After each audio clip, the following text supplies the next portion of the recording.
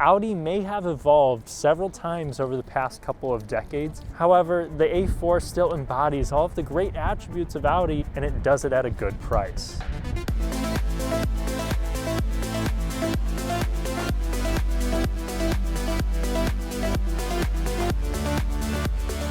If you like detailed, fun reviews on cars from every class, new and old, subscribe and hit the bell. Thank you. This body style was introduced for the 2017 model year here in the US. You're just gonna have 3 trims, the Premium, Premium Plus, and Prestige. You will also have 2 different power plants labeled 40 and 45, at least here in the United States. The exterior differences between the two are pretty subtle. However, for the 45, you will have a slightly lowered sport suspension. The wind really doubled down during my shoot, so I apologize for the extra noise here. New for 2022 is the availability of the black optics package on the A440, which adds dark accents on the inside and out. However, 45 buyers only have the option for the Black Optics Plus, which transforms the A4 from dealer to distributor. It also adds some swagger through different wheels, red calipers, and even more dark accents. All 45 buyers get the S-Line exterior, which has several touches to make it more aggressive. Whether you keep it basic or not, you don't have any fake tailpipes here. Well, sort of. The model I have here is the Premium with the convenience package, which gives you a whole host of things like parking sensors. If you get the Premium Plus, you'll get the LED daytime running lights, but all of them will have LED headlights. Premium Plus buyers also have a 360 view camera. A couple cool features: if you get the convenience package, you'll have proximity unlock and lock on every door. Plus, you have the ability to hands-free open the trunk.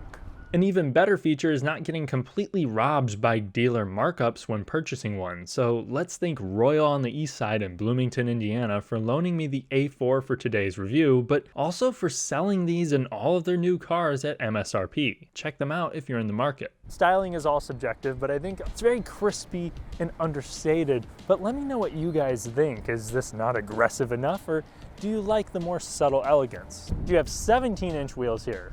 18s and 19s are available. I like having the protection of extra sidewall because these rims are not cheap. And really, this one sits here at 43.8, which is pretty reasonable for a luxury car. And no, I'm not calling it that just because of the 4 rings that sit up front. This is truly an upscale car, and you notice that the moment you step inside. While the new A3 I would still consider to be a premium car, I really think that the A4 is the true gatekeeper to the Audi brand. I say this because this is on another level of build quality than that car. It seems like Audi was meticulous about the fit and finish in here.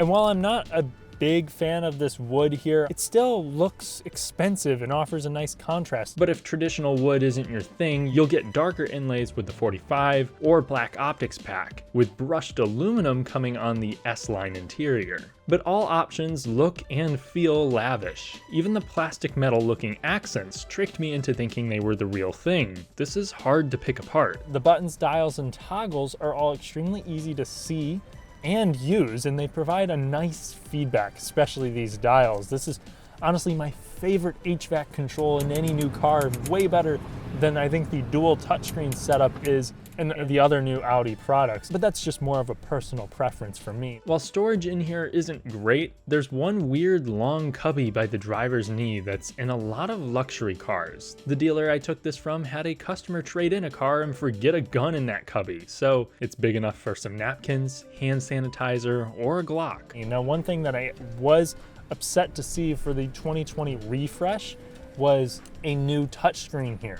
Now, yes, this screen is much better, and the UI is good and has great response time. A lot of you will disagree with me here, but I preferred being able to use the previous system's dial to control the interface while I drive. It seemed more ergonomically correct. And now we are left with a cubby in the place of the dial to remind us of what once was. The 10.1-inch screen also sticks out more in this interior since they made little effort to integrate it into this otherwise beautiful cabin. You'll have wireless Apple CarPlay and Android Auto as standard, even though they don't advertise the latter there, but it worked for my phone. The base sound system has 10 speakers, and outside of not being super powerful, it actually has pretty clear highs and enough bass for me. I was not disappointed with it whatsoever. However, you can get a 19-speaker Bang & Olufsen 3D sound system that is very good, much more powerful, while still retaining very crisp highs. The base steering wheel is still leather, but you can get a perforated wheel, but honestly, I prefer this, and since I have the convenience package on here again, I do have heated steering wheel. You'll have heated power seats standard, leather is also standard, and it feels pretty high quality. 45 buyers get sports seats. S-Line interior specs get a leather and Dinamica treatment that's supposed to be more grippy. Premium Plus buyers can opt for ventilated seats that come standard with the Prestige. But these are traditional German seats. They're more firm than what you would find in a Volvo. I think the S60 is a little bit more comfortable than this, but this works pretty well for me, and I'm 6'3". Really, my only knock in terms of interior comfort is that there's no soft touch where your knees will rest. To continue with features, my base car here has analog gauges with a nicely integrated smaller display in here that can show me quite a bit of driving data. However, if you get the Premium Plus, you'll have virtual cockpit, which is still my favorite digital gauge cluster. It's highly configurable, very easy to use, and shows you any driving data that you want. Now, a couple more quirks before we hop in the back seat. You have Audi's phone box here, which is both an antenna and a wireless charger, but it comes on Premium Plus models and up. And it's located right here underneath the center console, which is height adjustable and feels nice, and there's no buttons on it. It's very minimalist. The whole interior really is. And then you have a standard sunroof as well. The shifter is also interesting. It's a space saver unit, but it has a pretty nice feedback to it. You kind of get some nice clunks. Again, I'm 6'3". In the back of the Audi A4 though, I still have enough space to fit. Just not gracefully. My head touches the ceiling if I have good posture, and my knees contact the front seat, which is set up for myself in a comfortable but not excessive position. But for this small of a car, it's acceptable. It's still pretty high quality back here with the same wood trim. I do wish I had soft touch on the back of the seat for my knees, but they do have rear vents standard. Plus, every A4 will surprisingly have tri-zone automatic climate control. All models will have a center armrest and cup holders that almost exclusively fit Red Bull cans. So baby Kyle can get his fix. Plus, even these cup holders are satisfying to operate. It would be better if they were larger, but it's a German car, all of the cup holders are tight. Prestige buyers get heated rear seats to make up for this. While this car definitely deserves its own video, you can also get the A4 as the all-road wagon, which is like an affluent, smaller Subaru Outback with a similar size back seat, but a bigger caboose. If we're comparing it to pretty much any mainstream car, the trunk is not as big, there's a lot more insulation, the sides are more blocked off. The overall shape is still practical though, and of course you can lower the seats, and the nice thing is you can lower them individually, so if you want to just shoot down the middle seat, you can. So at this point you can tell that the A4 doesn't mess around when it comes to its luxury status, and this trend continues as we take it out on the road.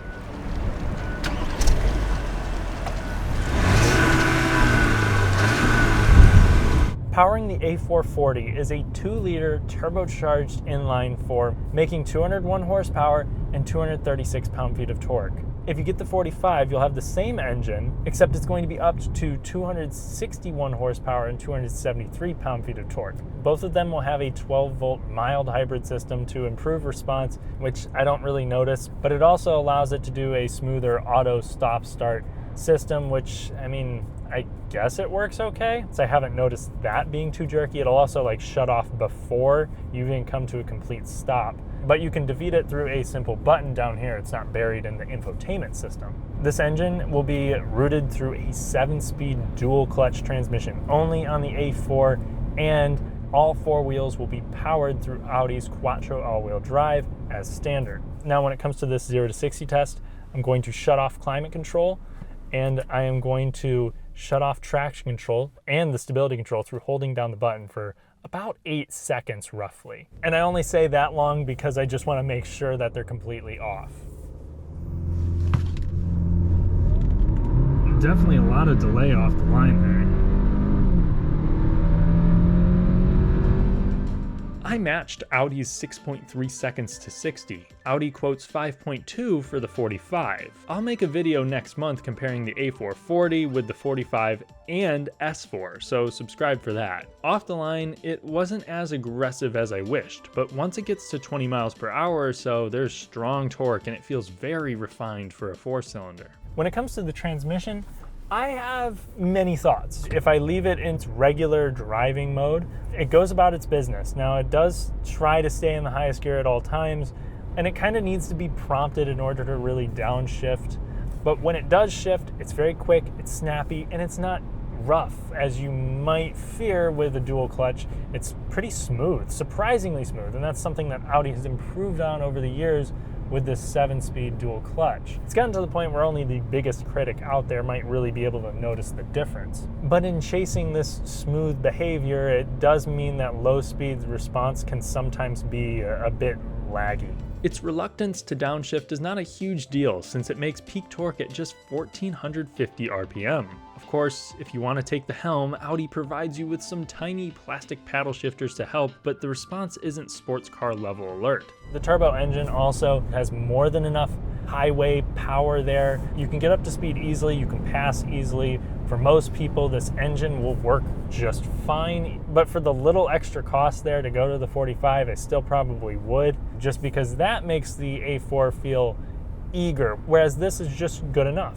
For all of your average driving, this is really never going to feel underpowered. At highway speeds, the A4 has pronounced tire noise. This is where you'll notice a big difference jumping from the A4 to A6. The S60 I drove recently was quieter over the same roads, but the Prestige gets sound-reducing front windows, so take notice if that's a high priority for you. And at least at highway speeds, you have great steering. However, there's no feedback. It's very numb. So if you're looking for something that's a bit more fun, I might recommend going with the 3 Series. But the steering is really calibrated well for highway usage, as you don't need to make hardly any corrections to it, and it doesn't feel darty. The steering is also quick enough.